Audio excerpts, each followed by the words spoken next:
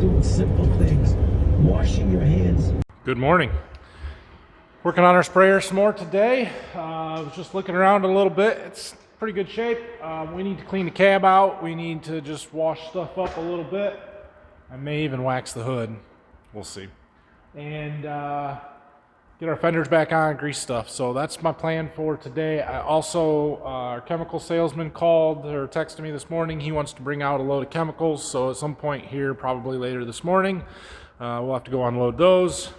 And yeah, let's see if we can't get this done so we can get it out of here today, or at least, you know, done with it so we can not have to work on it anymore after today.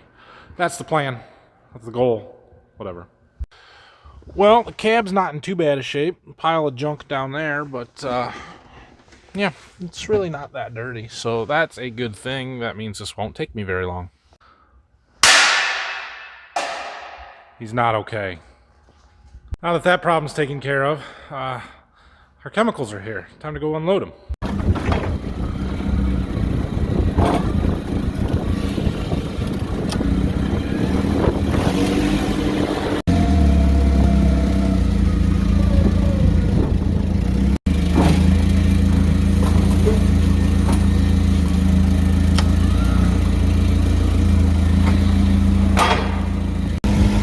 Nice, the sun is shining out here, but man, it's cold today. All right, well, we got quite a bit. I don't know if this is everything or not, but it's got to be close. Let's see, what do we got here? So like this prefix, this is a soybean chemical for herbicide for weeds and beans. The Prosaro down here is a fungicide for wheat to prevent head scab. This is a herbicide for wheat. Matador, that's a bean chemical. Let's see. Talnor is another wheat herbicide for weeds. Authority XL is for beans. Rifle has got to be for beans. I think that's oh yeah, that's a dicamba. Okay, yep, that's for burn down early. And then this stuff over here in these shuttles is our corn chemicals. The first one is atrazine. The other four are Acuron. That's what we use for all of our corn. So basically that will control the weeds the entire year in all of our corn acres. So we'll talk more about chemicals when we get in season and we're actually using this stuff. Washing windows. How am I going to get to that one on the outside? It's going to be pretty difficult to climb over there.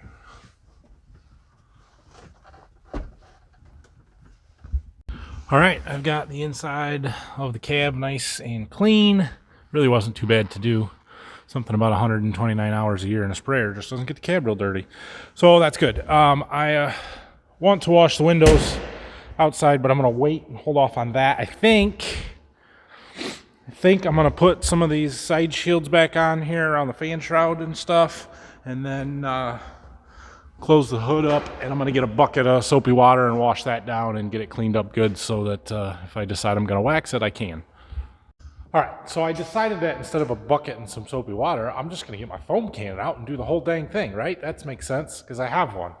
So I'm going to do that, but first I want to put this stuff here back on, fenders and stuff. So it's a little difficult by yourself, but I think I'm going to try and get those fenders put back on where they go, which is tricky because when I took them off, the sprayer was facing the opposite direction, which means that this fender that's in this corner goes in the opposite corner of the sprayer. Yeah, trying to make sure I get them back in the same spot. I don't think it really matters, but I'm going to at least attempt.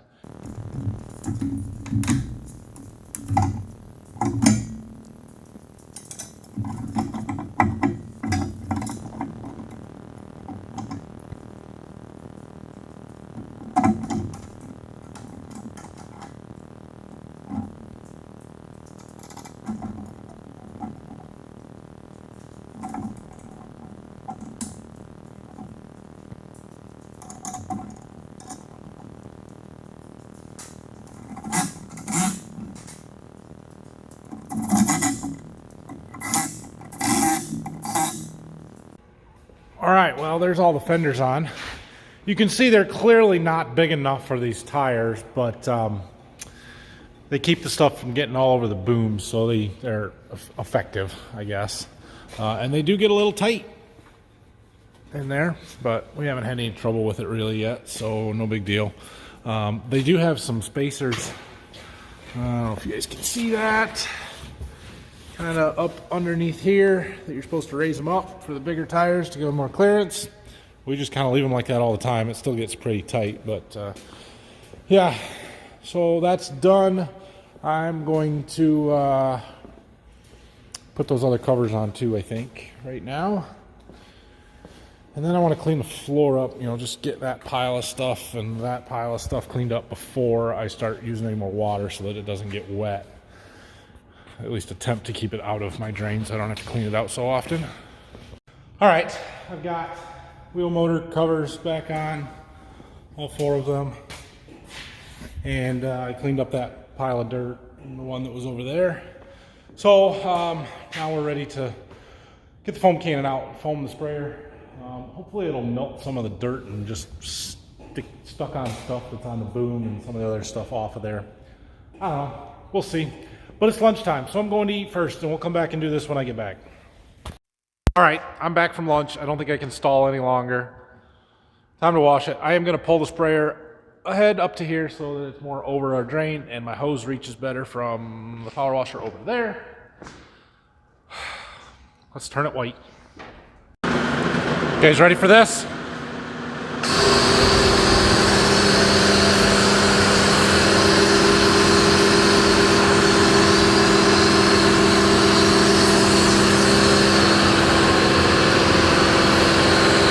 I'm using a little bit different soap today. Normal stuff that I use is called the Honeydew Snow Foam from the chemical guys. This is their Tough Mudder one. Doesn't foam as much, but I think it does maybe a little bit better a job of trying to get some of the dirt off and dissolve it. So that's why I thought I would try it.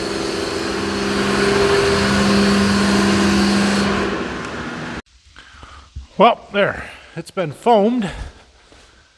I'm gonna wipe down the hood with a rag and then we'll power wash it off. I don't know if the time lapse that you guys just saw or may see in a second here that's from that camera just saw me climb my butt up there, but you can add ninja to my list of skills.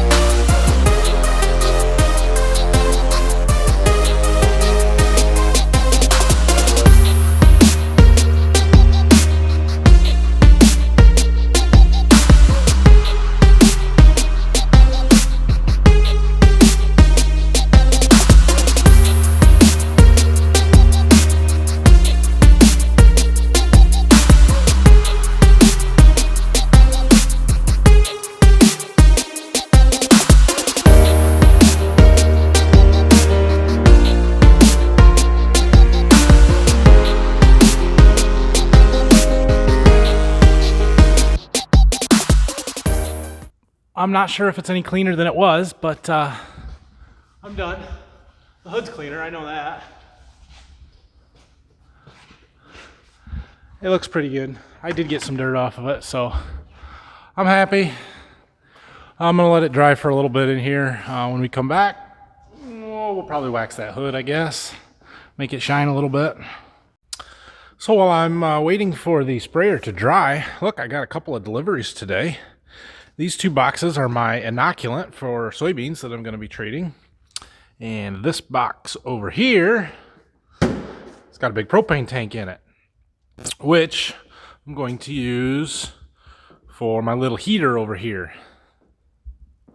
So it's getting to be that time of year when I need to start treating soybeans for our farm and for my customers.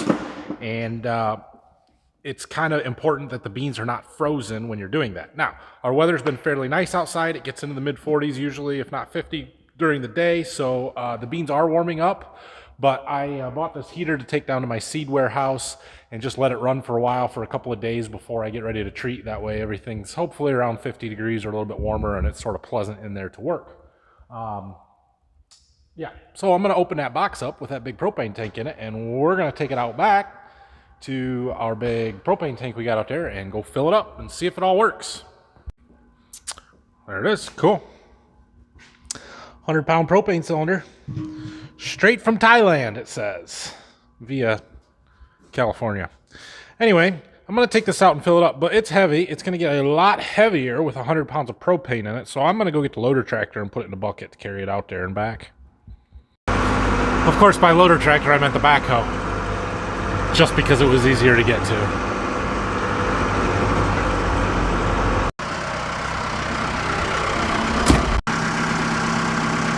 Left-handed threads get you every time. Okay, that's in. I'm gonna open this. I'll open this, and it's filling. Now we'll open the little bleed screw,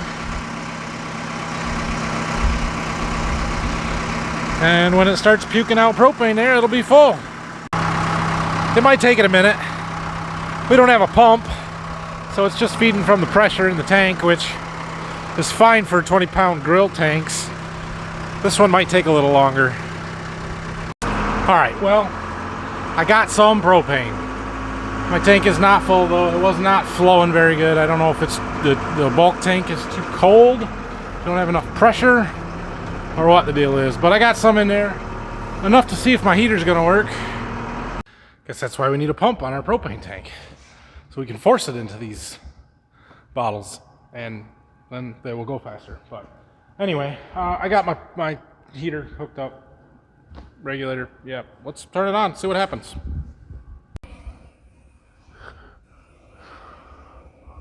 Can you see in there? Yep, we've got fire.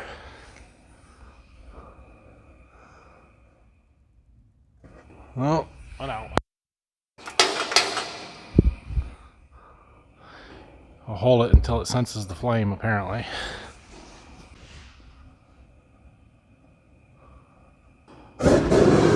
Whoa! There we go!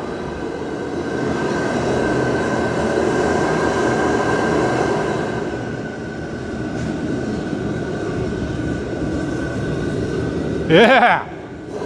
That'll crank some heat out, won't it? Holy cow!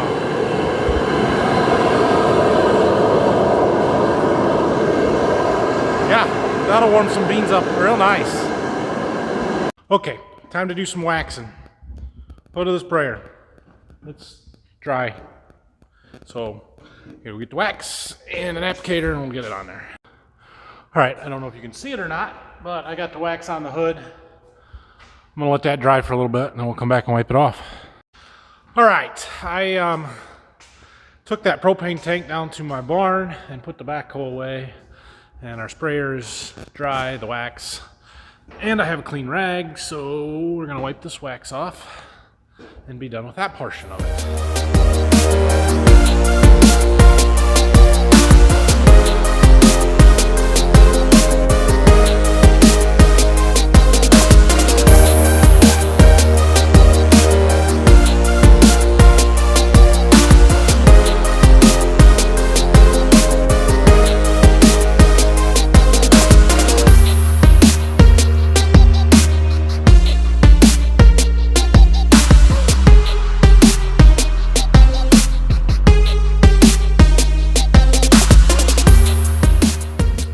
Well, it doesn't look too bad.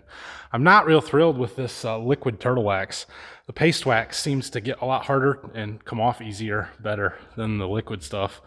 I don't know if you guys can see them swirls under in there or not, but yeah, I mean, it'll do its job.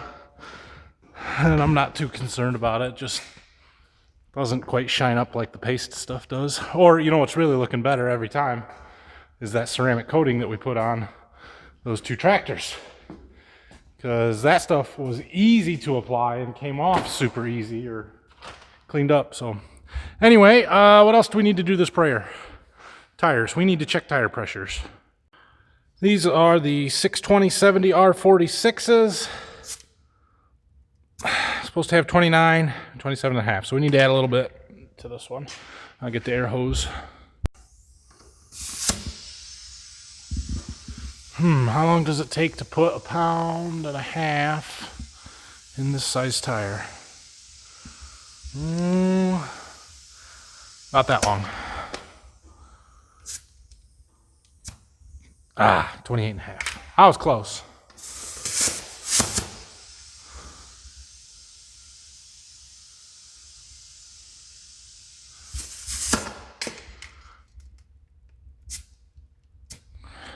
$29. So there we're good. I'll do the other 3. All right.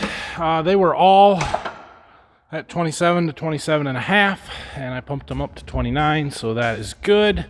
The last thing I need to do, I think, is grease some stuff, mostly just steering components, because I already greased the suspension, and Dad will take care of the booms when he gets it outside. So there's some greasers on tie rod cylinders, I know, and I don't know if there's anything else much or not, but we'll find them. Okay, it's greased. I think I'm done with the sprayer. So, it is after 5 o'clock on a Friday here, so I am done for the day. I am done for the week. I appreciate you guys hanging out with me and watching the videos this week. I hope you enjoyed them. Next week is going to be an exciting week. We got a lot more different stuff going on, so won't be just shop work.